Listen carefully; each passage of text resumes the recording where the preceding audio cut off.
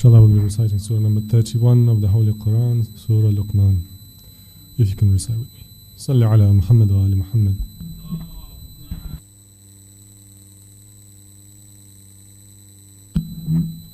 أعوذ بالله من الشيطان الرجيم. بسم الله الرحمن الرحيم. ألف لام ميم. تلك آيات الكتاب الحكيم هدى ورحمة للمحسنين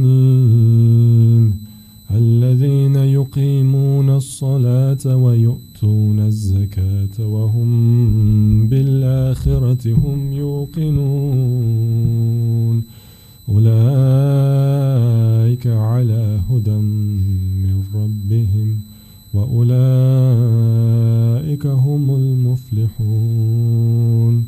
ومن الناس من يشتري لهو الحديث ليضل عن سبيل الله بغير علم ويتخذها هزوا أولئك لهم عذاب مهين وإذا تتلى عليه آياتنا ولى مستكبرا كأن لم يسمعها كأن في أذنيه وقرا فبشره بعذاب أليم إن الذين آمنوا وعملوا الصالحات لهم جنات النعيم خالدين فيها وعد الله حقا وهو العزيز الحكيم خلق السماوات بغير عمد ترونها وألقى في الأرض رواسي أن تميد بكم وبث فيها من كل دابة وأنزلنا من السماء ماء فأنبتنا فيها من كل زوج كريم هذا خلق الله فأروني ماذا خلق الذين من دونه بل الظالمون في ضلال مبين ولقد آتينا لقمان الحكمة أن اشكر لله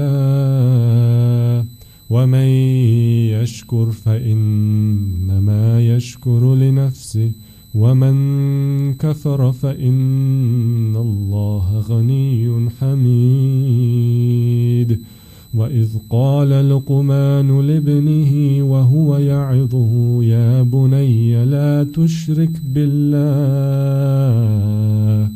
إن الشرك لظلم عظيم ووصينا الإنسان بوالديه حملته أمه وهنا على وهن وفصاله في عامين حملته أمه وهنا على وهن وفصاله في عامين أن اشكر لي ولوالديك إلي المصير وإن جاهداك على أن تشرك بي ما ليس لك به علم فلا تطعهما وصاحبهما في الدنيا معروفا واتبع سبيل من أناب إلي ثم إلي مرجعكم فننبئكم بما كنتم تعملون يا بني إنها إن تك مثقال حبة من خردل فتكن فتكن في صخرة أو في السماوات أو في الأرض يأت بها الله إن الله لطيف خبير. يا بني أقم الصلاة وأمر بالمعروف وانه عن المنكر واصبر على ما أصابك إن ذلك من عزم الأمور.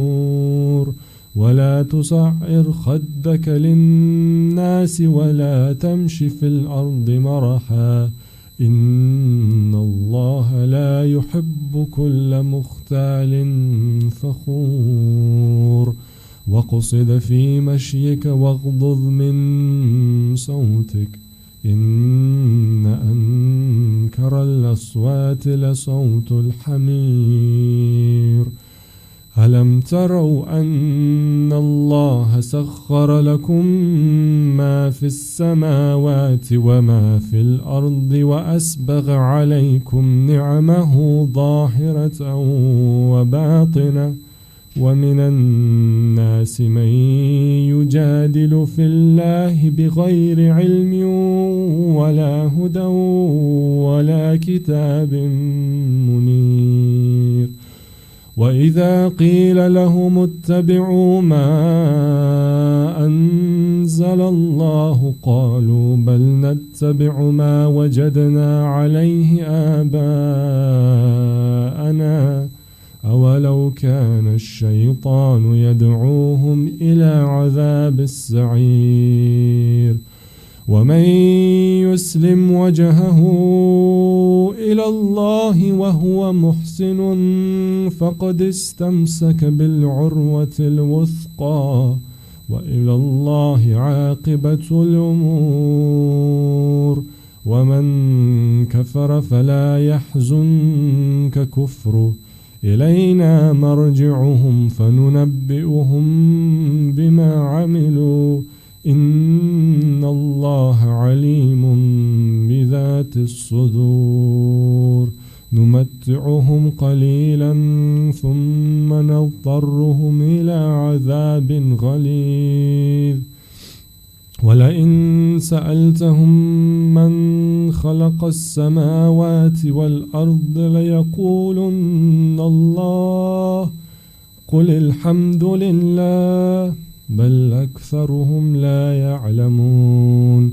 لله ما في السماوات والأرض إن الله هو الغني الحميد. ولو أن ما في الأرض من شجرة أقلام والبحر يمده من بعده 7 أبحر ما نفدت كلمات الله إن الله عزيز حكيم. ما خلقكم ولا بعثكم إلا كنفس واحدة إن الله سميع بصير. ألم تر أن الله يولج الليل في النهار ويولج النهار في الليل وسخر الشمس والقمر كل يجري إلى أجل مسمى وأن الله بما تعملون خبير. ذلك بأن الله هو الحق وأن ما يدعون من دونه الباطل وأن الله هو العلي الكبير. ألم تر أن الفلك تجري في البحر بنعمة الله ليريكم من آياته إن في ذلك لآيات لكل صبار شكور. وإذا غشيهم موج كالظلل دعوا الله مخلصين له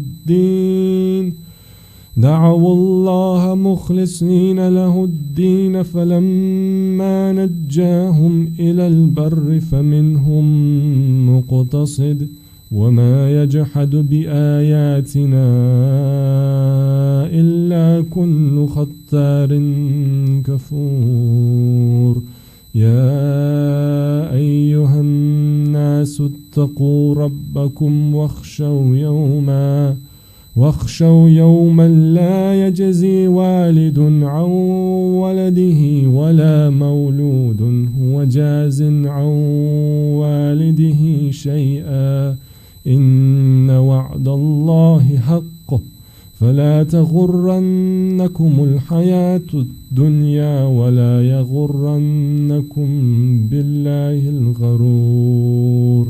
إن الله عنده علم الساعة وينزل الغيث يعلم ما في الأرحام وما تدري نفس ماذا تكسب غدا وما تدري نفس بأي أرض تموت إن الله عليم خبير. صدق الله العلي العظيم. صلوات على محمد وآل محمد.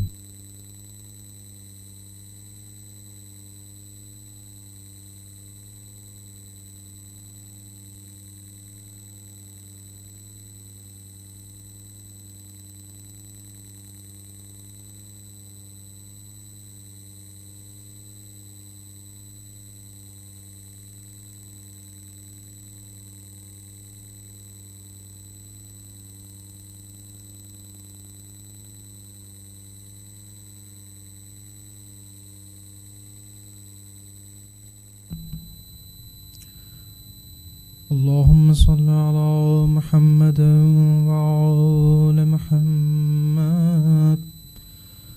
بسم الله الرحمن الرحيم.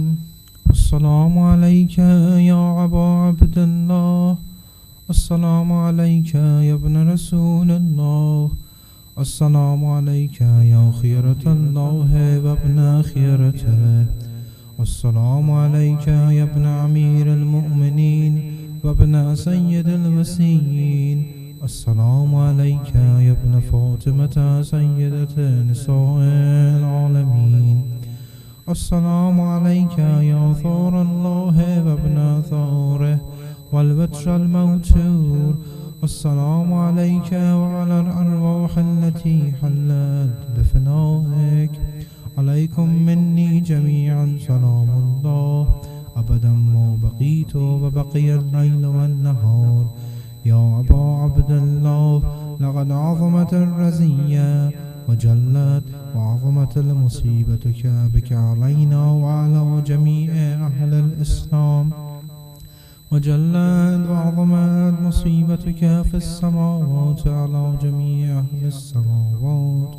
فلعن الله أمة أسست الظلم والجور عليكم أهل البيت، ولعن الله أمة دفعتكم عن مقامكم وأزالتكم عن مراتبكم التي رتبكم الله فيها، ولعن الله أمة قتلتكم، ولعن الله الممهدين لهم بالتمكين من قتالكم. فرأت إلى الله وإليكم منهم ومن أشيائهم وأتباعهم وأوليائهم. يا أبا عبد الله، إني سلم لمن سالمكم وحرب لمن حاربكم إلى يوم القيامة. ولعن الله آل زياد وآل مروان، ولعن الله بني أمية قاطبة، ولعن الله ابن مرجان، ولعن الله عمر بن سعد، ولعن الله شمرا، ولعن الله أمة أسرجت وألجمت وتنقبت لقتالك. بأبي أنت وأمي لقد عظم مصابي بك، فأسأل الله الذي أكرم مقامك وأكرمني بك أن يرزقني طلب ثورك مع إمام منصور من أهل بيت محمد صلى الله عليه وآله. اللهم اجعلني عندك وجيحا بالحسين عليه السلام في الدنيا والآخرة. يا أبا عبد الله إني أتقرب إلى الله وإلى رسوله وإلى أمير المؤمنين وإلى فاطمة وإلى الحسن وإليك بمبالغتك وبالبراءة ممن قاتلك ونسب لك الحرب وبالبراءة ممن أسس صوت الظلم والجور عليكم وابرعوا إلى الله وإلى رسوله ممن أسس أساس ذلك وبنوا عليه بنيانا وجرى في ظلمه وجوره عليكم وعلى أشيائكم. برئت إلى الله وإليكم منهم وأتقرب إلى الله ثم إليكم بمبالاتكم ومبالاة وليكم وبالبراءة من أعدائكم والناصبين لكم الحرب وبالبراءة من أشيائهم وأتباعهم. إني سلم لمن صالمكم وحرب لمن حاربكم وولي لمن والاكم وعدو لمن عاداكم. فأسأل الله الذي أكرمني بمعرفتكم ومعرفة أوليائكم ورزقني البراءة من أعدائكم أن يجعلني معكم في الدنيا والآخرة وأن يثبت لي أنكم قدم صدق في الدنيا والآخرة. وأسأله أن يبلغني المقام المحمود لكم عند الله وأن يرزقني طلب ثغري مع إمام هدى ظاهر ناطق بالحق منكم. وأسأل الله بحقكم وبالشأن الذي لكم عنده أن يؤتيني بمصابي بكم أفضل ما يؤتي مصابا بمصيبته مصيبة وأعظمها وأعظم رزيتها في الإسلام وفي جميع السماوات والأرض. اللهم اجعلني في مقامي هذا ممن تناله منك صلوات ورحمة ومغفرة. اللهم اجعل محياي محيا محمد وآل محمد ومماتي ممات محمد وآل محمد. اللهم إن هذا يوم تبركت به بنو أمية وابن عوكلة الأكباد اللعين ابن اللعين على لسانك ولسان نبيك صلى الله عليه وآله في كل موطن وموقف وقف فيه نبيك صلى الله عليه وآله. اللهم لعن أبو سفيان ومعاوية ويزيد بن معاوية عليهم منك اللعنة أبد العابدين. وهذا يوم فرحت به آل زياد وآل مروان بقتلهم الحسين صلوات الله عليه. اللهم فضائف عليهم اللعن منك والعذاب العليم. اللهم إني أتقرب إليك في هذا اليوم وفي موقفي هذا وأيام حياتي بالبراءة منهم واللعنة عليهم وبمولاة لنبيك وآل نبيك عليه وعليهم السلام. اللهم لعن أول ظالم ظلم حق محمد وآل محمد وآخر تابع له على ذلك. اللهم لعن العصابة التي جاحدت الحسين وشايعت وبايعت وتابعت على قتله. اللهم لعنهم جميعا.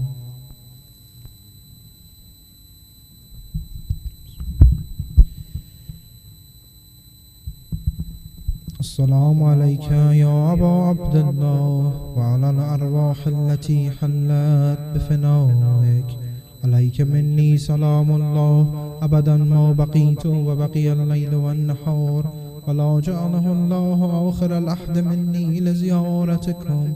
السلام على الحسين وعلى علي بن الحسين وعلى أولاد الحسين وعلى أصحاب الحسين.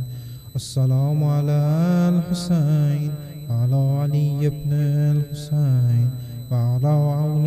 الحسين وعلى أصحاب الحسين عليه السلام. اللهم خص أنت أول ظالم باللعنة مني وابدأ به أولا ثم لعن الثاني والثالث والرابع. اللهم لعن يزيد خامسا والعن عبيد الله بن زياد وابن مرجان وعمر بن سعد وشمرا وآل أبي سفيان وآل زياد وآل مروان إلى يوم القيامة. سجدة.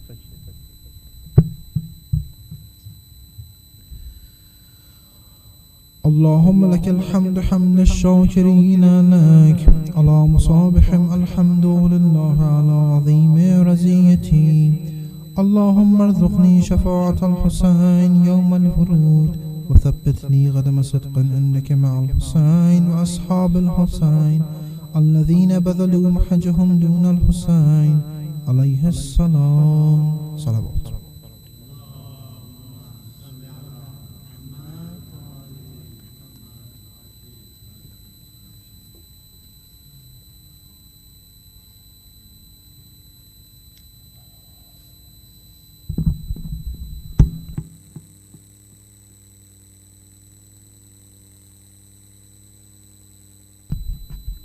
صلوات بر محمد و آل محمد. بار دیگر صلوات. اللہم صلی علی محمد و آل محمد.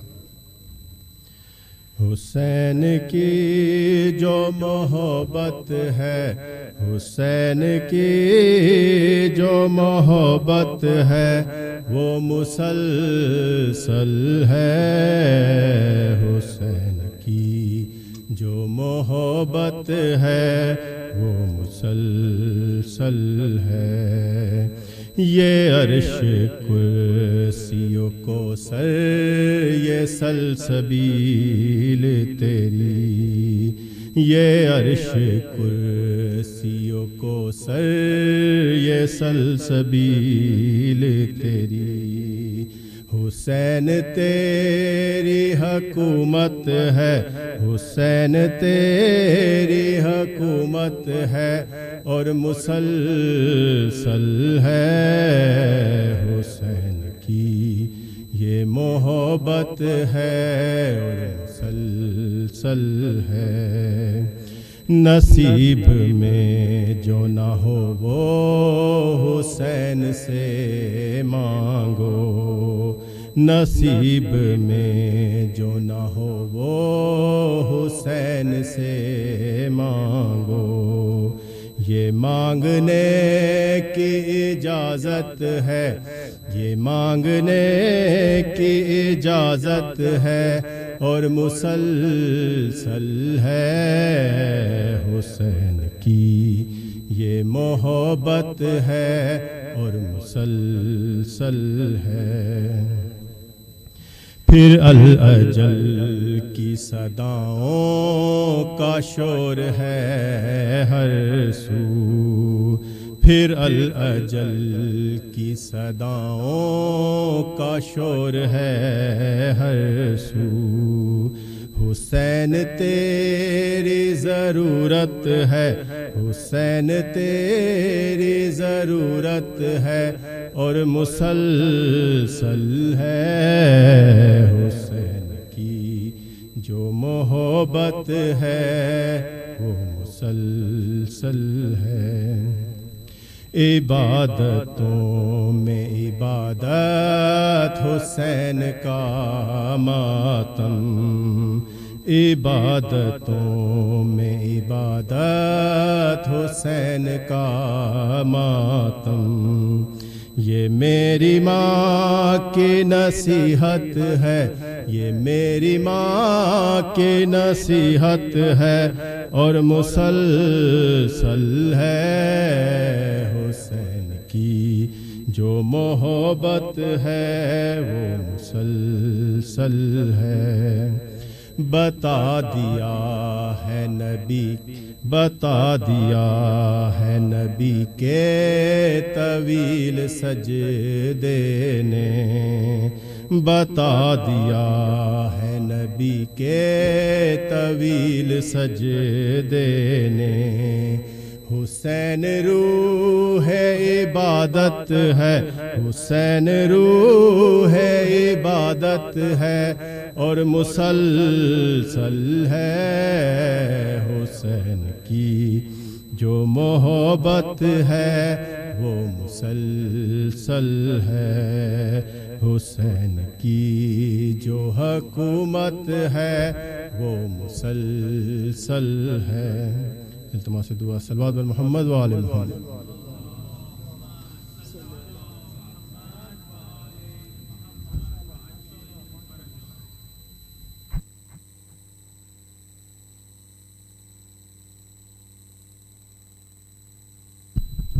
Assalamu alaikum, brothers and sisters.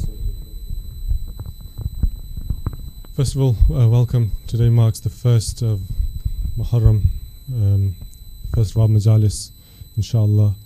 But I won't take too much of your time today. But just got a few announcements, same as usual.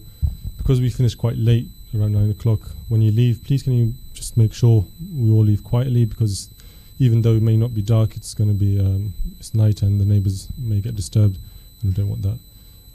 If you're not a kitchen volunteer staff, please can you just not go into the kitchen, listen to the parking stewards outside. If they tell you to park in a certain place, please can you just follow their instructions. They're trying to keep the traffic flowing properly. But yeah, without further ado, please can we welcome the Sheikh to the minbar with a loud salawat ala Muhammad wa ali Muhammad.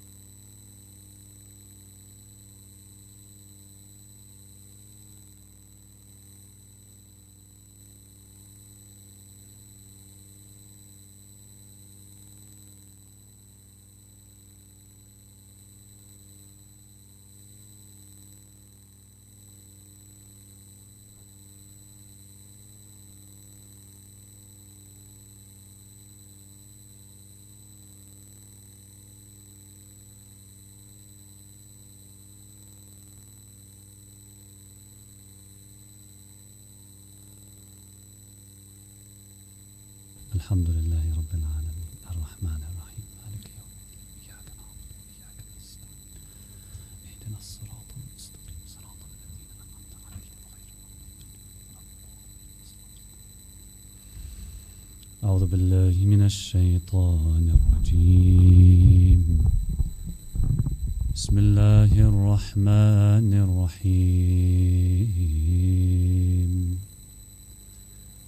صلى الله عليك يا سيدي ومولاي يا رسول الله. صلى الله عليك وعلى آلك المظلومين. صلى الله عليك يا مولاي وابن مولاي يا أبا عبد الله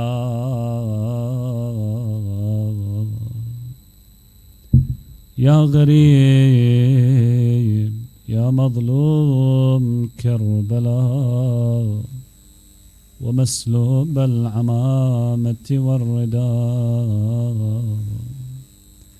يا ليتنا كنا معكم سيدي فنفوز والله فوزا عظيما. السلام على الحسين وعلى علي بن الحسين وعلى أولاد الحسين وعلى أصحاب أصحاب الحسين ورحمة الله وبركاته. أما بعد، يقول الله تعالى في كتابه الكريم: بسم الله الرحمن الرحيم. أم خلقوا من غير شيء أم هم الخالقون أم خلقوا السماوات والأرض بل لا يوقنون. صلوات.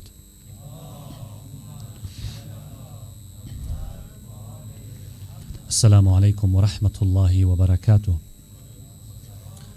These couple of verses that I recited, Allah subhanahu wa ta'ala says, Quran chapter 52 verses 35 and 36, or were they created by nothing? Or are they their own creators? Or did they create the heavens and the earth?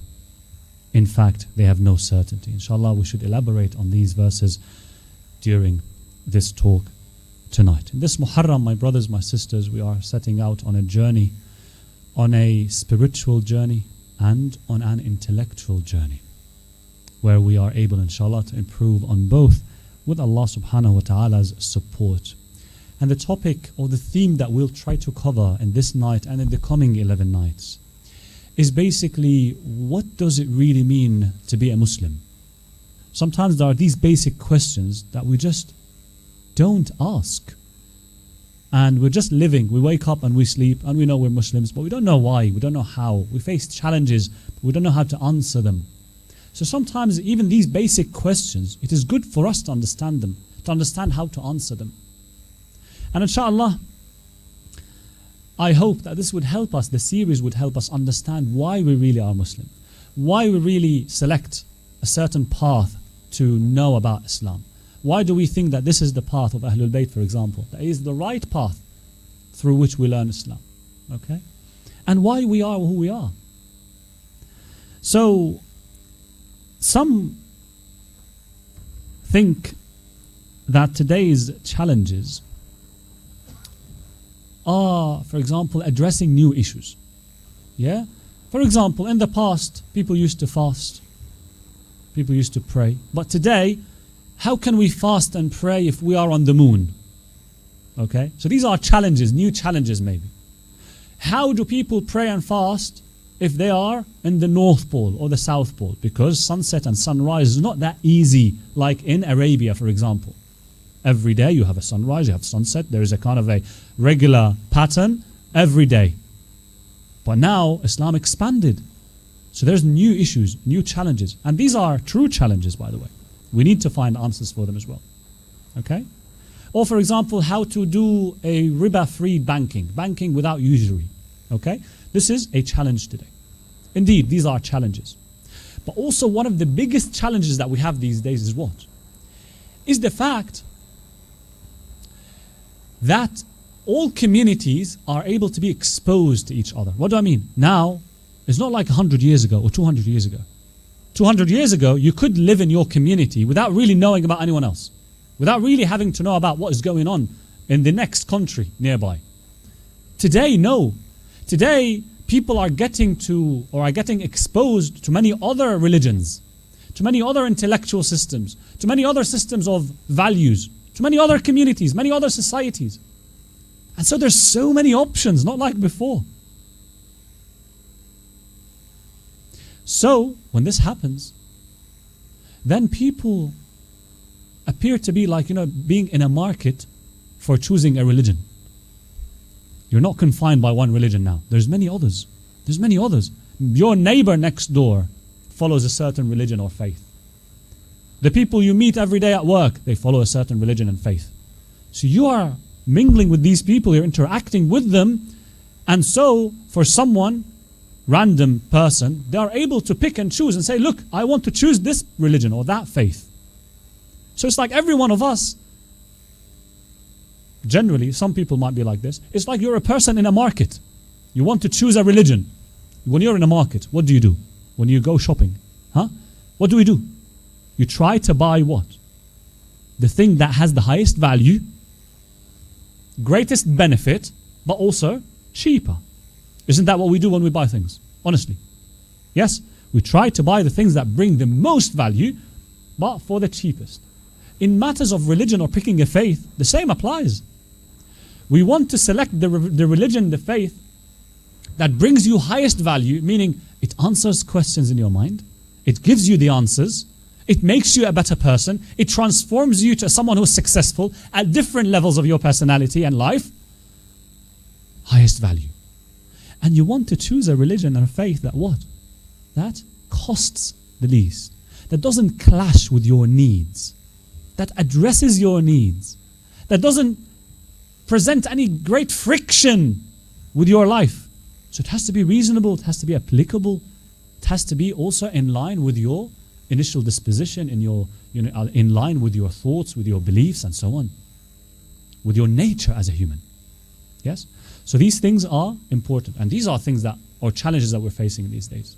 So it's important for us to understand the faith that we're following, why we're following it, especially if we face challenges from others, especially in that situation. Sometimes, look, we all are following our faith and we're happy, we're comfortable, we're very confident, we're fine. If you're like that, that's beautiful. MashaAllah, inshallah, you say like that. But sometimes we get faced with so many questions, doubts at school, uni, neighbors, friends, colleagues. We got asked so many questions. We need to be able to answer them. Yes, we need to be able to clear these doubts, inshallah. So let me, just to finish my introduction, to mention what topics, inshallah, I'll try to cover tonight and in the coming nights. So tonight, inshallah, I'll start from the beginning, the very beginning. God. God. That's the very beginning. We are believers in God. But where did this come from? That's point 0. That's where we start. Later, inshallah, the next night, tomorrow, we'll be talking about the Prophet sallallahu alaihi wasallam, Prophet Muhammad. Allahumma salli ala Muhammad wa ali Muhammad. His message. And why do we follow him? Because that's also a question. We need to understand why we actually woke up to this world and we found we're following the Prophet sallallahu alaihi wasallam. Okay, why? Then later, inshallah, we'll cover after the Prophet. What happens? What was his legacy? The Quran. So, the Quran. After that, we'll discuss, inshallah, also after the Prophet, what? The Ahlul Bayt, the successors of the Prophet. Are they Ahlul Bayt? Are they not? Who are the people who succeed the Prophet in explaining the message? Fifth night, inshallah, we'll talk about interacting with other Muslims. We want to understand what this Islam is all about. So we want to understand all these. God, the message, the messenger, those who protect the message after him. And also, what does this message really talk about when it comes to interaction and social interaction? Because society is a big aspect of the things that a religion has to offer. Remember the market. What does Islam present? What does it offer? In terms of interacting with other Muslims who disagree with you. How do you interact with them according to the principles of the message? Night number 6, inshallah, we'll talk about interacting with non-Muslims. In the world, there's not just Muslims. There's non-Muslims. How to interact with those. Number 7, what are our responsibilities towards relatives who are non-religious? People from our family who are not necessarily religious. What does religion, our faith, tell us to do regarding these people? Number 8, why God allows evil? These are questions also that we get asked. Allah subhanahu wa ta'ala, who is the good and who's capable, all capable, why does he allow evil? Inshallah, we'll try to cover these. Number 9, modesty. What does Islam really say about modesty and hijab? That's also one of the maybe identifying features at the apparent level. When you say you're a Muslim man, you're a Muslim woman. Yeah, hijab comes up. Number 10, why salat? Why did this faith obligate salat? Why did Allah through this faith obligate that we should do prayers every day? Number 11, what are the secrets of the salat actions that we do? We stand up, we do ruku' or sujood. So inshallah we'll try to dive into these topics in this series. Please recite salawat ala Muhammad wa ali Muhammad.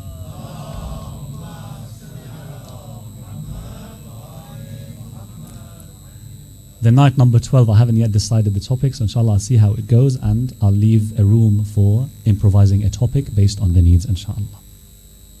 So, tonight, we'll talk about Allah subhanahu wa ta'ala. Let me not call him Allah, let me say God. Let me say God. That's the beginning.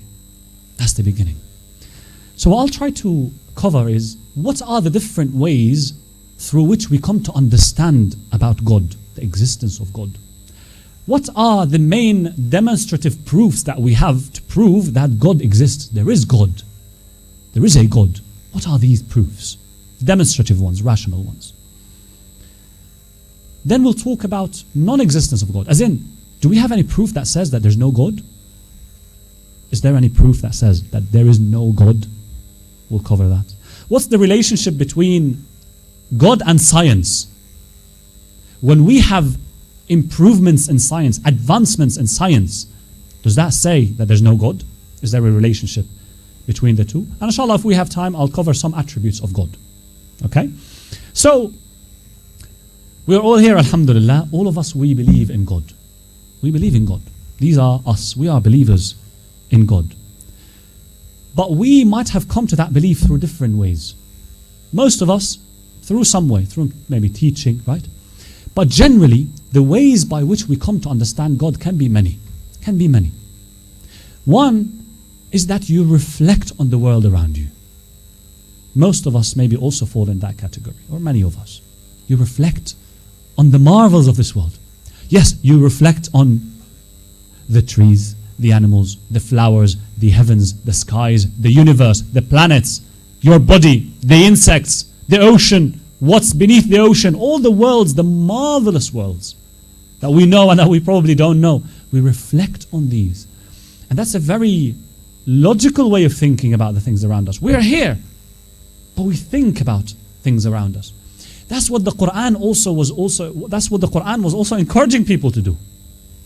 You remember the Quran where it says, أَفَلَا يَنْظُرُونَ إِلَى الْإِبِلِ كَيْفَ خُلِقَتْ? Do they not look or ponder upon the camels how they were created? Allah mentioned the camels here. Allah doesn't mean only the camels. They are marvelous animals, yes. But look at all other animals as well. Right? People in the North Pole.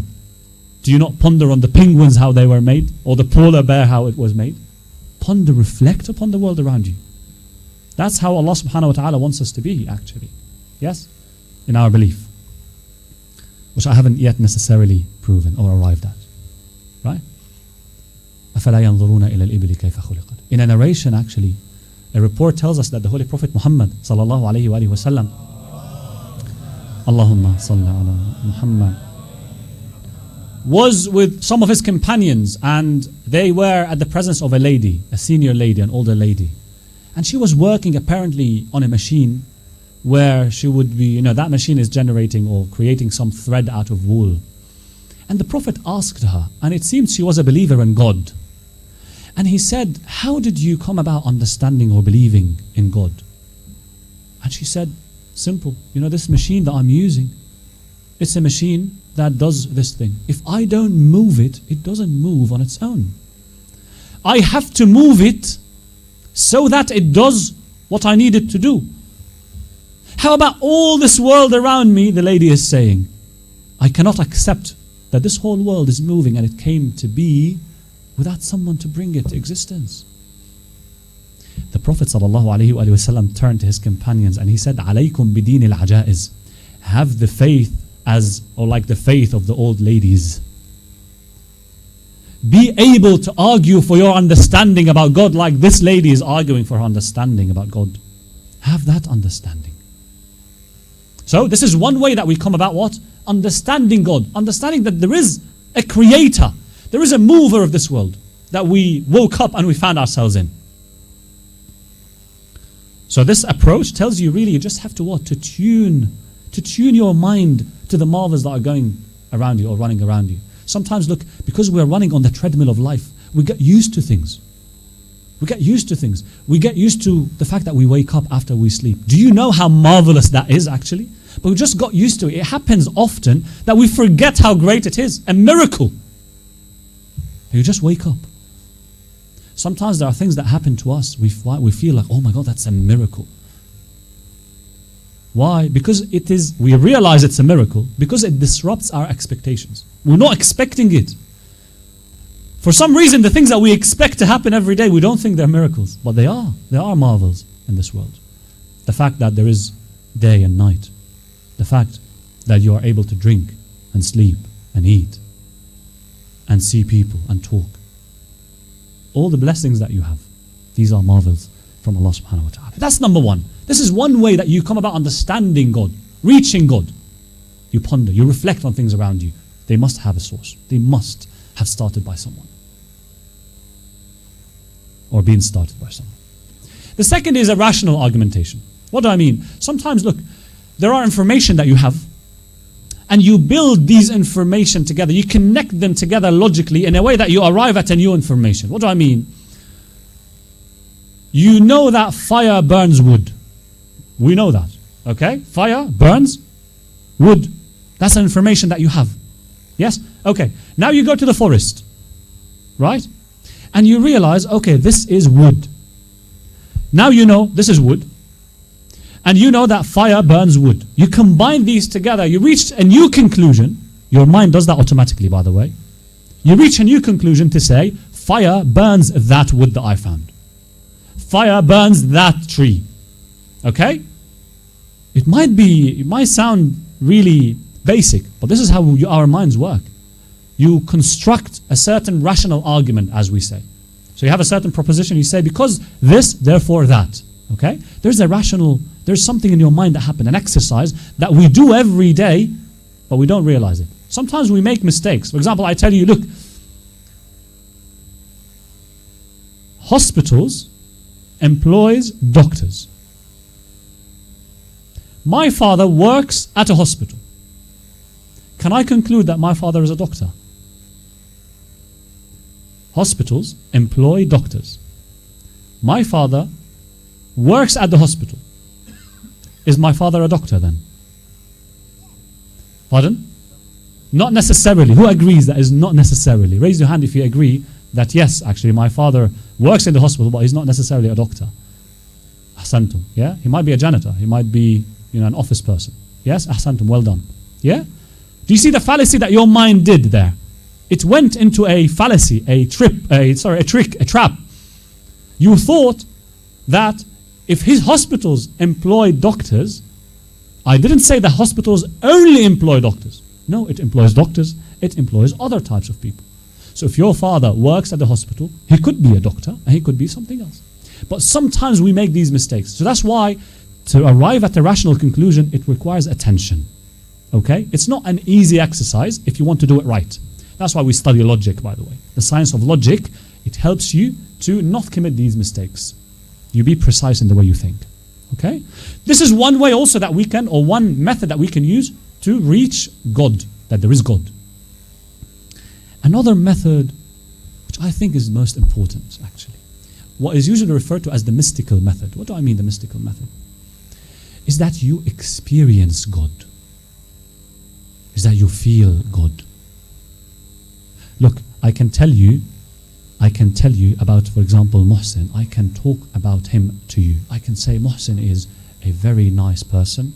He's very honest. He's very good professional, very good mu'min, right? I can tell you all this. That's one level of you knowing about Muhsin. Another level is know that you actually go and travel with him. You experience him. You see how he behaves in difficulties. You see when there are challenges, how he is. Is he really the mu'min that we know? Right? Is he really calm? Or no, does he get angry? You know him from experience. You know him from experience. I could talk to you about him for days and days. But until you know him by experiencing him, you won't really know him. Go back to God. God. You see Imam al-Hussein alayhi salam talking in some dua Arafah. Do you know what Imam Hussein says? He speaks to God and he says, أَيَكُونُ لِغَيْرِكَ مِنَ الظُّهُورِ مَا لَيْسَ لَكَ. God is so clear to Imam al-Hussein that Imam Hussein is asking God, he's saying, everything around us, does anything have can anything other than you hold a kind of a manifestation or clarity that you, God, would need that to clarify your existence? To Imam al-Hussein, God is so clear as the sun in the day. Imagine I'm telling you, look, give me a rational argument in the day, Give me a rational argument that the sun is here. Does it need a rational argument? Does it need that I go and think and, do a proposition and combine it with something else that I know? Or does it really need that I reflect so much to tell you that this is the sun? It's here, it's in front of me. It's there, I'm experiencing it. I can feel the heat of the sun. I can feel God. That's what Imam Hussein is saying. Oh God, in another part, متى غبت حتى تحتاج إلى دليل. Oh God, when did you disappear or hide so that we need these rational arguments to show you? You are there, you're everywhere, you're so clear, you're so manifest. It just requires that we tune in with our hearts. It just requires that when you are in a difficulty, you actually tune in. You tune your heart to receive the blessings of God, to understand that God is there. When you're in a difficulty where no one else was able to help you, and you went out of that difficulty, then you turn to that one who helped you. That's God. Like one of the Imams came to Imams, and the Imam came to the Imam alayhi salam, and Imam would tell him, look, have you been in the sea? He said, yes. He said, look, have you been in a situation where actually your ship was sinking and there was no one to help you? He said, yes. He said, did your heart get connected to someone, to something there at that moment? He said, yes. Imam said, that is God. That is God. That man felt God, experienced God. Brothers, sisters, that's why we do salat every day. That's why we say, go and recite the dua. Go to the center, go to the mosque, recite the dua kumail. Speak to God, because if you don't experience Him and speak to Him, I can speak to you about God every day for hours and hours and hours. You will never have that same faith that you would have if you speak to God like Hussein would speak to God. That's why we use the words of Ahlul Bayt alayhim salam when we do du'as. Why? Because they knew who they're talking to. They understood Him. So we try with these words to understand Him, to understand God. Recite dua. Whenever you're alone, speak to God. Whenever you fall into a trouble, before talking to anyone or complaining about it, speak to God. God hears you. God understands you like no one else understands. So that's one way to get to know God. Okay? So these are 3 methods that I chose to mention to you. Let me go to this rational argumentation. Okay? It might be a bit dry, but inshallah I'll try to make it a bit engaging. Inshallah, it's not dry actually. No, it's nice. So, what proofs, some of the proofs that we have to tell us that, yeah, there is God. There is God. Okay? One is called the teleological argument. Ignore that word if you want. A teleological argument. Meaning, it's the argument from design. Meaning, you look at the world around you and you realize it is designed in such a way that is mind-blowing. You see the patterns in the world. Yes? You see, for example, there are constants. I don't know, those of you who studied physics, chemistry, biology, anything. There are some constants that are fixed. Yes? Pi. Let's go. Pi. Do you know what pi is? What's the number pi? Yes. 3.14. It's a ratio. It's a known scientific ratio. That is, if you measure the distance or the perimeter, the length of the perimeter of the circle, and you divide it by the length of the diameter, that's a fixed ratio in every circle, no matter how small it is or big it is. It's a constant.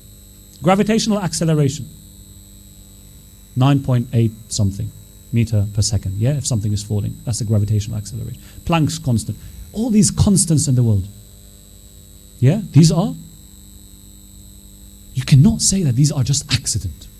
That's yes, by accident we have these ratios consistently in the world. So, this is what this argument says. It says, if you look at the world, there is great harmony in this world. There's great harmony. Okay? There's mind-blowing harmony. I'll give more examples. The motion of the moon around the earth. The motion of the earth around the sun. That generates for us what? Days. Different seasons. Different seasons. And you know the effect of different seasons on our own lives in terms of vegetation and so on. Okay? So that harmony, are you telling me this is random? There was no one who designed it? No.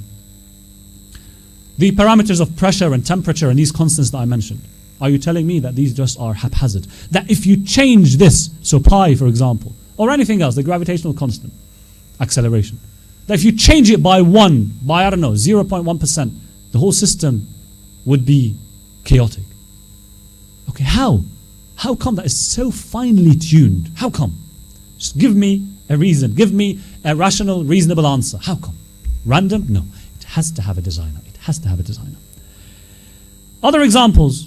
The way the stars move, the way the planets move, the way the sun or the earth works around or rotates around the sun.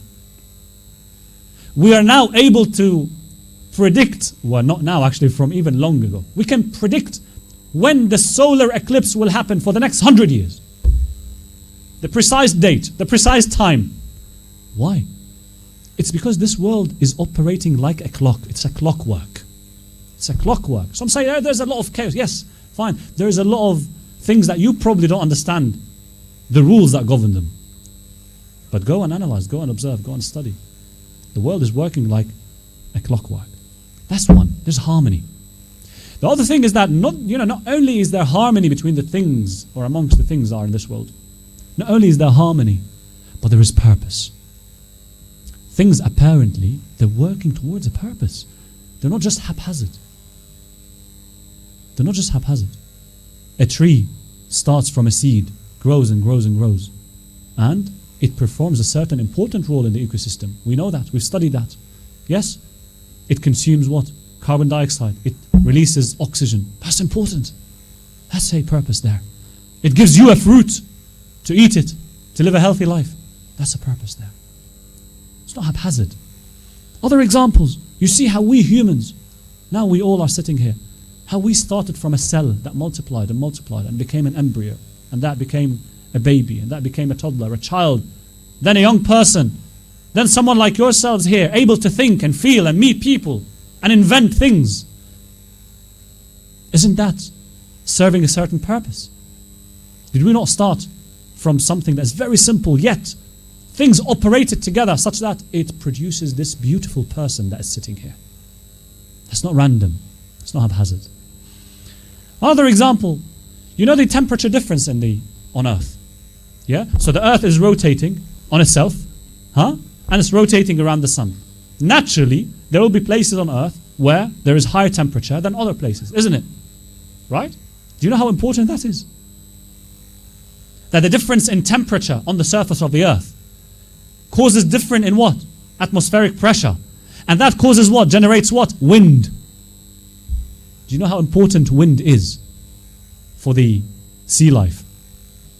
For vegetation, plants. Do you know how important that is? Starts from where? Change in temperature. Something that if we don't think about it, we feel like it's random. It's not random. It's serving a purpose. There is a purpose behind things. So if you study all this around you in the world, you realize, man, that cannot be a coincidence. It just cannot be. It just cannot be. Imagine, for example, I tell you, look, go to an island, and you went to an island, and you found a sword that was sharpened, a sharp sword. Can you tell me this came randomly here? The first thing you would think of, someone was here. Someone brought this sword, someone sharpened it, forgot it here, placed it here. You found a cottage, a house. Can you say, well, it's just there? It's just there, it built itself. There's no reason, there's nothing nothing that built it. You saw a helicopter. Well, that helicopter it's just there. There's no one who made it. No, you can't accept that. You can't. You say, no, someone must have built that helicopter. But for some reason you see a mosquito, which is, the system of which is far more complicated than a helicopter, which I hope we all agree, that a mosquito is a much difficult thing to engineer and make than a helicopter. Why would you think then that a mosquito came by coincidence? It had no designer. So we cannot accept that. So that's a simple example on an island, by the way. I haven't talked about the sophisticated universe that we observe around us. Okay? I'll mention an example just to do numbers, yes? To calculate the probability. Let's go through an exercise together. An exercise, okay? If I tell you we found a typing machine that on its own it types random things. It generates random texts. I tell you, okay, look, what is the probability that this machine would type a certain verse of poetry? What is the probability? How likely it is that this machine, which is typing random things, what is the probability or the likelihood that it would type a small phrase that is meaningful, verse of poetry? What is the likelihood that this machine randomly types, مَا رَأَيْتُ إِلَّا جَمِيلًا? I haven't seen anything but beauty. Beautiful phrase, very deep phrase that Lady Zainab said after Ashura. Okay? At the presence of these tyrants. She said that beautiful phrase. Okay. Let's say this machine is typing randomly. But randomly it typed, I have not seen but beauty. Do you know what the likelihood of this? Do you know what the probability of this? The probability of actually it typing the first letter being I, what is the probability there? How many letters do we have in the English alphabet? 26. Okay, 26 letters. The probability that it gets the first letter right is 1 out of 26. It's not very high probability because there's so many letters. Like, why would the machine not type A first? Why would it not type K first? So it typed I. That has a certain probability. It's not very likely. It's unusual that it would start with the letter that we are actually having in mind, you know? But let's say it happened. That's 1 in 25. What's the likelihood that actually it gets the first letter right and the second letter right? I, let's say space, ignore the space. I have I and then H. What's the likelihood that the second letter would be H? That's 1 in 25 times 1 in 25. That is 1 in 625. That's a very unlikely probability. But still fine, it's a small number. Which means it's very difficult to be in a situation where you find the machine actually typing I-H. But let's say fine. The next letter would be the letter A, because I have I-H-A. That would be 1 in 25 times 1 in 25 times 1 in 25. 3 times now. Okay? I actually I wrote them. So that's 15,625. That's assuming 25 letters, by the way, in the alphabet. I know we said 26. If you calculate these around 20 letters of phrase, I have not seen but beauty, do you know what probability that is? How likely it is that a machine randomly types a very short, meaningful phrase. That's 10 to the power 28. That's 10 trillion, trillion, trillion. 1 in 10 trillion, trillion, trillion. That's negligible. No rational person would say, yeah, that actually could happen. No rational person would say that. Yeah, it's possible that a machine randomly typed a beautiful phrase. And that's a small phrase, by the way. That's a 20-letter phrase. That's not for example, a poem, complicated one, a deep one. That's not a book. That's not the universe. So you can't come and tell me the universe came by chance. That's the argument of what? The teleological argument, the argument from design. The beautiful thing about this argument is that, by the way, it's a very popular argument, not just in Islam. Yes? Very popular argument. Back to Greece, Aristotle and the Greek philosophers. It was advanced then, East and West. It's a very popular one. It's a very strong one because it actually tells you not only that there is someone who created this and brought it to existence, that this creator, which we're calling God, that this creator is intelligent. Because to design something so intricate like this world requires intelligence. And who is also powerful. Powerful. You want to create a sun, you have to be powerful. You want to create all this intricate system and difficult system, you have to be powerful. So God is powerful. He has power. That's why. That's one way we understand that, there is God. There is God. And it can't be otherwise. That's one. Another argument which is called the cosmological argument. This argument, it has many versions. I'll tell you my understanding of a simplified version of it, and I'll simplify it as much as I can from what I understood. Look, one thing that we all know now, we're sure of, is what? Is that we exist. We are here. Okay? Is that we exist and we will die. These are things that we are sure of. We exist. I'm here.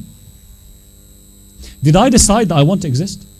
Did any of you decide that, okay, look, I want to be, and therefore, oops, I am? Anyone, any of you? Did you have a choice in deciding that you should be existing in this life? You had no choice. Okay? So someone must have made that choice. Someone made the choice that we humans should be existing in this world. Someone made the choice that there should be Earth rotating around the sun. Someone made a choice that there should be this cosmos, this world, this existence. Someone. Either that this world brought itself, or no, something else brought it to existence. Now we look at that something else. We say, look, the world cannot have brought itself to existence because it could have just not be. Why it is? Why is it? Why is it here? Someone decided. Something brought it. Now that thing, if it also didn't decide its own existence, then someone decided its existence for it. Someone decided that that thing would come and be.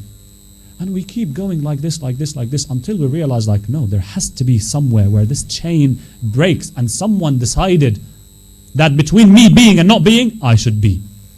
He said, yes, you are to be. You are. An example, I'll give you an example. There is a battle that happened.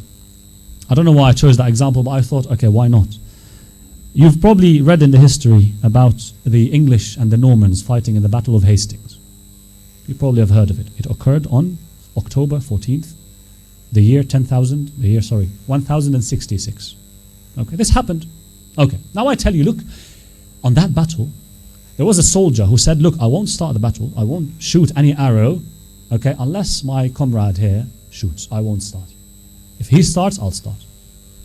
Now we go to the next person. He says, look, I won't shoot any arrow either. If the person next to me starts, I'll start. And so on. The person next, he says, no, I won't start. Ask the person next to me. If he starts, I'll start. What happens if they all say the same? What happens? Will the battle start? Huh? It wouldn't. It wouldn't. If everyone says, no, I'm waiting for that person, it wouldn't start. But we know that it happened. We know that it happened. It actually happened. It actually started. Which means what? Someone in the end decided to start it. Someone in the end decided to break that dependency chain. Okay? Similar thing. I didn't decide I want to be here. The world didn't decide it wants to be here. It could have not existed, but it is here. So someone brought this world to existence. Cosmological argument. Okay? That's a version of it. That's a simplified version. I hope I'm, inshallah, delivering it accurately. So that's one. Another is what is called the argument based on fitrah. What do we mean here? Look, all of us, there is an innate thing in us that seeks to know more. We like to know the truth about things. We like it. We like to live longer and longer. We like to know or to master more and more sports. I tell you now, for example, mashallah, you're good at football. You're good at netball. You're good at table tennis. You like to be also good at swimming. You like to be good at martial arts. You like to be good at all things as much as you can. But you know there's a limitation. But you like it. If I tell you, look, you have the option of living 10 years or 20 years. You say, no, 20 years, please. If I tell you, you have the option of living on this planet and owning another planet. You say, yeah, I would like to go to another planet and own it and collect more wealth. We like this. We want to grow more. We like more and more. So that's something that Allah subhanahu wa ta'ala embedded in us. We like virtues. We like goodness. We like to be honest. We like honest people. You know, we get attracted to people who are honest or truthful, even though we're not. If I'm someone who's not honest or truthful, okay, and I'm, for example, a thief, but I would like to meet people who are not thieves. I would like to meet people who I can trust. We like goodness. So, which means when we're not satisfied at any level, there is a certain perfection that we're looking for. We like to have it at the maximum levels. Yes? That maximum level, the owner of the maximum level of life and wealth and power and knowledge, that's God. That's God. If He wasn't there, we wouldn't be longing for it this way. If He wasn't there, we wouldn't be longing for it this way. So this is, again, an understanding about this argument. And by the way, you see throughout history, mankind, humans have always thought about God. They've always, you see in history, there's always what? Religions. Can you find me a history of any people that was devoid of religions? Generally. There's always religion. There was always this thought that people and mankind have historically had, that they want to think about what is there behind. Where did this all come from? They look at the skies, at the stars. They try to search for something. Yes, sometimes they invent things, but the very core of the question is there, that they're longing for something. They're longing for something. Another point is, when I come and say, for example, there is God, okay? Some others might say, well, there's no God. Is that founded on any evidence? Now I mentioned a few proofs that, look, there is God. There is a creator, intelligent, strong, powerful, all that. Someone might say, no, there's no God. Is it easy to prove that there's no God, by the way? Okay, I'll give you an example, so that inshallah we all Refresh. Please recite salawat ala Muhammad wa ali Muhammad. Allahumma. When I come and say, look, earth is spherical, is a globe, it's not flat. You know, some people out there, they still believe that earth is what? It's flat. It's like a sheet. It's like a sheet of paper. Okay? Earth is not rounded, they believe. I say, earth is round. Earth is spherical. Why? And I give evidence. I say, because, for example, if you look at the ships sailing far away from us, at some point the ship appears to be sinking in the ocean, but it's not actually sinking. Therefore, there is a curvature. Therefore, because this happens everywhere on earth, therefore earth is round. That's an evidence, that's a proof. Or I say, look, the lunar eclipse, or solar eclipse, lunar eclipse, okay? You see, there's a sun, there's earth, there's moon. Sun, earth, moon. The earth has its shadow on the moon. That's lunar eclipse, sorry. Yes? How does the shadow of the earth appear on the moon? Does it appear like a line? Does it appear like a square? It appears like a curve, like a circle. And this happens also everywhere, which means also earth is spherical. That's an evidence, that's a proof. Okay? Or I tell you, for example, the moon, it always appears from one side, if you notice. The same pattern we see it all, on the whole earth. The moon faces earth from a certain face only. You see the same shape of the moon. Okay? If earth was flat, then people will see a different shape of that moon, a different pattern. Therefore, for example, earth is not flat, it is spherical, it's round. Okay, now someone comes and says, no, earth is flat. Do you know what they have to do to prove me right, to prove that they are right? Do you know what they have to do? It's not sufficient only that they say it is flat because this is my argument, because I see the earth is flat. No. They have first to disprove everything that I said. They have to say, well, your first argument is wrong because A, B, C. Your second argument is wrong because A, B, C, or E, F, G, D, E, F. Your third argument is wrong because G, H, I, and so on. They have to disprove everything I said. And after that, they have to say what? And it is flat because this is my evidence, this is another evidence, and so on. They have to do that. Okay? And that's not easy. That's not easy. By the way, there is no evidence that says there's no God. So let's go back to the God conversation. Okay, we say there's God because teleological argument, cosmological argument, argument from fitrah. We say all these arguments, okay, rational arguments. Therefore, God exists. I experience God, for example. Okay, someone else says, well, no, there's no God. I have to tell him or her that, look, answer me on my proofs, prove that they are wrong before you tell me there's no God. So generally, the conversations with atheists or people who disprove or disbelieve in God, or let's say believe that God does not exist, they would say, well, your proof here is not very complete. That's matter of discussion and so on. They are not able to say there is no God because this and this and that. Brothers, sisters, it is different to say there's no God or to say I don't know if there's a God or not. To say I don't know is fair. You don't have any evidence. Fine. But to say there's no God, you have to prove it. You have to prove me wrong on all the things I mentioned and then prove that there's no God. So these are not the same. Okay? These are not the same. Generally, these people who try to disprove God and say God does not exist or there's a problem, the strongest thing that they might have is to say, well, the problem of evil, which inshallah we'll discuss in one of the nights. Why God allows evil? Why does God allow evil? God, you're saying that your God is good, is powerful, is capable. Is he not capable enough to remove evil? Why does he allow it? Therefore, they say, there's no God. That's an example of the fallacy that I mentioned, the logical fallacy in the beginning about the hospital and doctor's example, right? That's one example of it, applied in real life. Some people say, well, because of this, there's no God. Habibi, no. No, go to all my arguments, disprove them first. Plus, there is a fallacy in the way that you've formulated that argument. If this is true, it proves that God is not good. But it doesn't prove that he is not there. He's still there. You're saying he's there. It doesn't prove that there's no God. So we need to make sure that we pick our arguments. And some people also start saying, look, there's no God because we have science today. We've advanced so much in science that we don't need to say there is God. We have evolution to explain how we came to be. Therefore, we don't need God. That's another fallacy, by the way, logical fallacy, because they're not interrelated. Because for the believers like yourselves who argue for God, in fact, the more sophisticated things we discover about this world, the more strong our belief in God becomes. Because we realize that actually God, we don't see God as someone who, if we don't find an answer for something, then we say, oh, we don't know, therefore it's God. That's a big misunderstanding by those people. Some people think that we believe in God because we couldn't explain how the clouds rain, and therefore we had to invent something to call it God.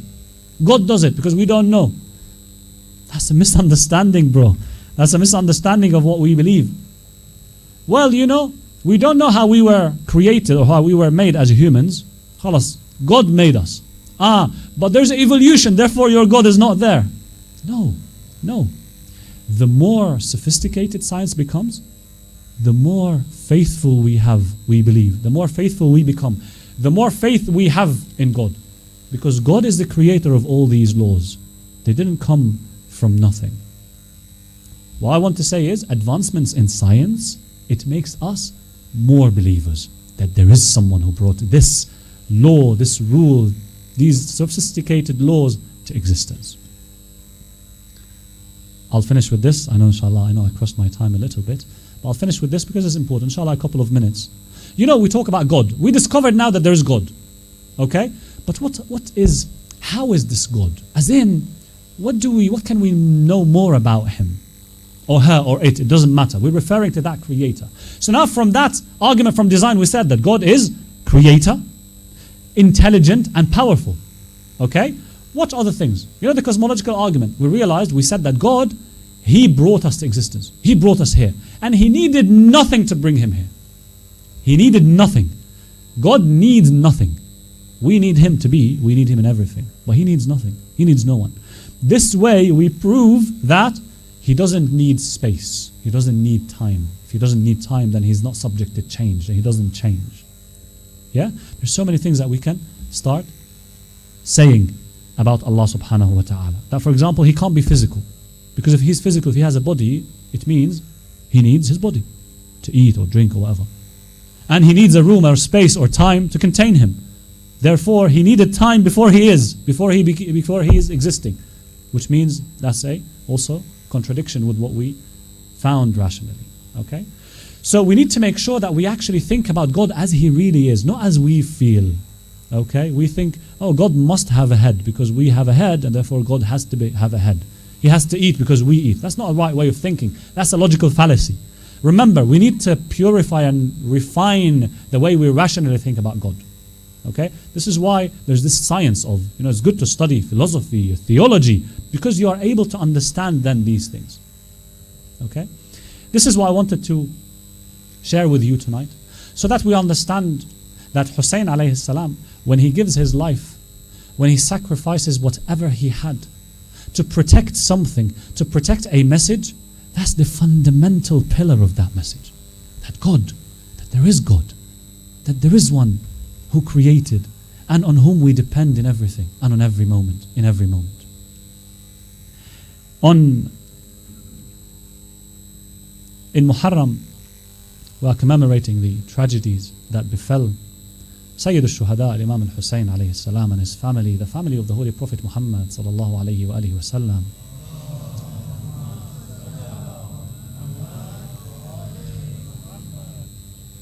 Where it is narrated from our 8th Imam, Imam Rida alayhi salam, that he would say when Muharram would arrive, my father Imam al-Kadhim, he would not be seen laughing until 10 days pass, and on the 10th day that would be the day of his grief and sadness and weeping and lamentation.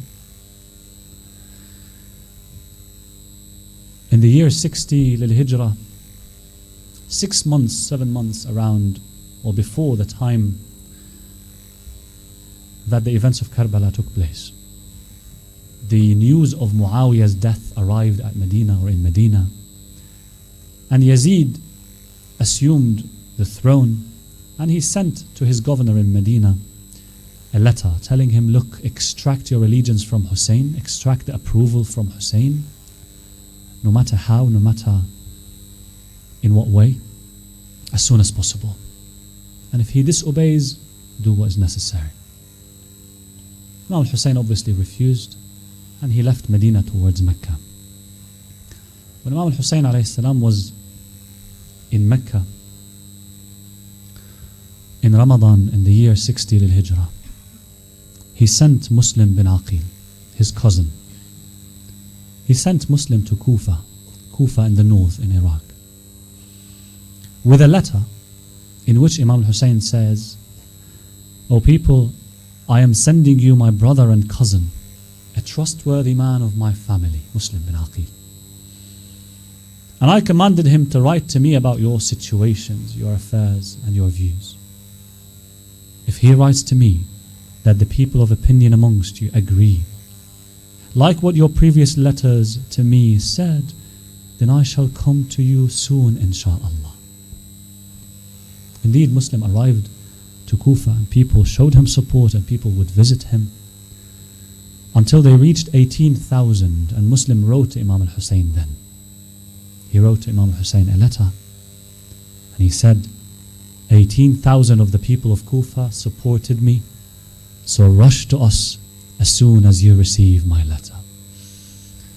Muslim bin Aqil obeyed what Imam al-Hussein alayhi salam told him to do. Alas, the circumstances that happened in Kufa prohibited him from completing his mission. People started to be terrified of the new appointed governor to Kufa by the name of Ibn Ziyad, and they were terrified to show Muslim any support anymore. Muslim then moved to the house of Hani ibn Urwa, one of the followers or lovers of the Imams alayhim salam. But Ibn Ziyad, the new governor of Kufa, was informed about this shelter of Muslim. So Ibn Ziyad arrested Hani, the host, and it is narrated that he cut his face with a dagger.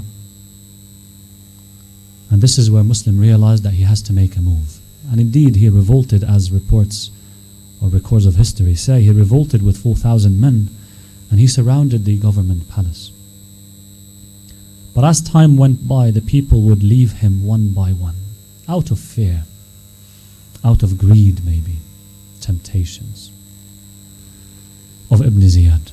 It was said that Muslim headed towards the mosque in Kufa with a great number of people and prayed Maghrib, but after that they dispersed after the prayer, and only 10 people remained after him or behind him. Muslim left the mosque, and it is said that suddenly there's no one left with him, not even anyone to show him the ways and the mazes of Kufa. Muslim is now alone in Kufa. It is narrated that Muslim walked through the roads of Kufa until he reached the house of a great woman by the name of Taw'a. He found her standing on the door of her house, and he said, "Assalamu alaikum," and asked for some water. Taw'a brought him some water, and she went back in, and she came back out to see the man still standing at the door. She said, "Ya Abdullah, O servant of God, did you not drink?" He said, "Yes." She said, "Then please go home." Muslim remained silent. What home can he go to? Taw'a repeated her request, and Muslim remained silent. Taw'a gazed at the man, and she noticed the signs of iman and piety on his face. And she said, "Subhanallah, O servant of God, go back home, may God be with you. You are not to sit at the door of my house. I do not permit you." Muslim stood up and said, "O servant of Allah, my lady, I have no family or tribe in this land. Would you be kind enough to help me? Perhaps I can reward you someday." And she said, "Then who are you to reward me? How can you reward me? What do you mean?" He said, "I am Muslim, son of Aqil." And she knew who he was. "I am Muslim, son of Aqil, and these people deceived me. They invited me, and they turned their backs on me and left me alone.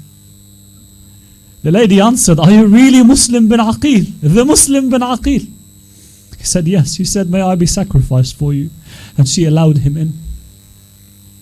But her betraying son sold him out to the enemy. And it is narrated that the soldiers arrived very early in the morning. Muslim prepared himself for his destiny. He thanked Tawa. Muslim then charged against the soldiers who were trying to arrest him, but they were too many. Eventually they arrested him and they took him to Ibn Ziyad. Ibn Ziyad gave the order to them to behead Muslim. They took Muslim to the roof of the castle while Muslim was remembering Allah. Allahu Akbar, Allahu Akbar, La ilaha illallah. Allahumma salli ala Muhammadin wa ali Muhammad. They reached the top of the castle. Muslim could pray 2 rak'ahs, it is reported. And then, do you know what Muslim did? He directed his face towards Hussein in Mecca. And through the far deserts he said, As-salamu alayk ya Aba Abdullah. As-salamu alayk ya ibn Rasulullah. Peace be upon you, O Abu Abdullah. How difficult it was for a Muslim that in that moment his worry was not his own life. His worry was with Hussein, where he's heading towards and what is waiting for him in Kufa. عظم الله أجوركم. It is reported that Muslim was struck on his neck. His body then followed his head falling from high. When the news arrived to Hussein alayhi salam, he was on his way already. The Imam cried, Banu Hashim cried with him over Muslim and over Hani ibn Urwa. It was a great tragedy. Imam al-Hussein alayhi salam, Sayyid al-Shuhada, went to the camp. He called Hamida, the daughter of Muslim, and Imam sat her on his lap and he would talk to her with mercy, with softness, and he would pass his hand over her head with tenderness. Hamida felt something was wrong, and she said, oh uncle Hussein, why are you treating me with this kindness that people show to orphans? Is my father hurt? Hussein alayhi salam said to her, oh daughter, if your father is hurt, then I am your father, and my daughters are your sisters. The Imam couldn't even tell her the bitter truth directly. How broken was the heart of Imam al-Hussein over the little Hamida. Zainab, Zainab, Hamida's cries that broke my heart. Zainab, hug her. Wallahi, being an orphan at such a young age is difficult. Allahu Akbar. Allahu Akbar, how the news was on the heart of Hamida. How sad for her to realize she lost her father in that way, and she soon will lose her uncle Hussein.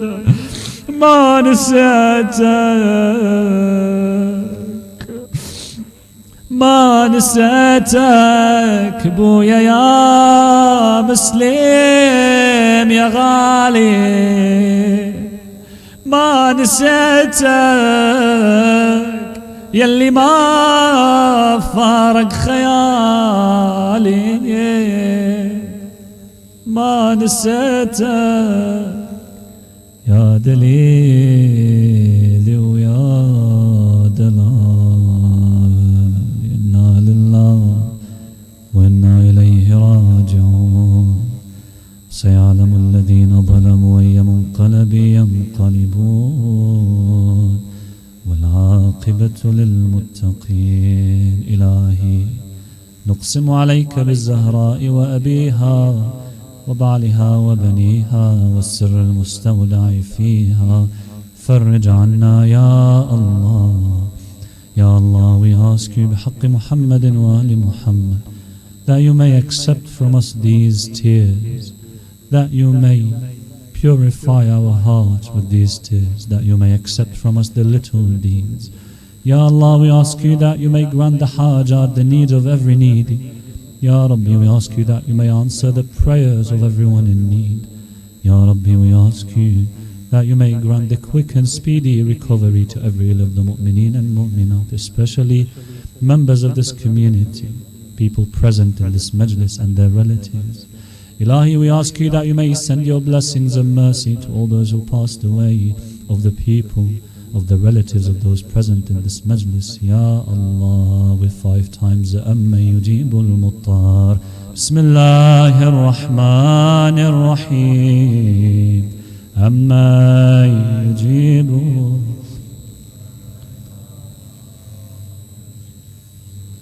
أما يجيب المضطر إذا دعاه ويكشف السوء أما يجيب المضطر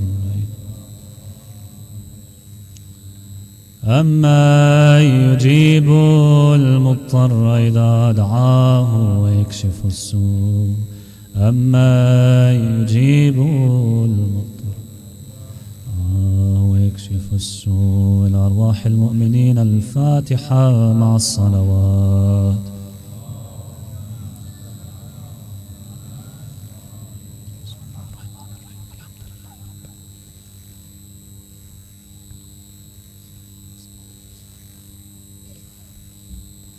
ماتم الحسين.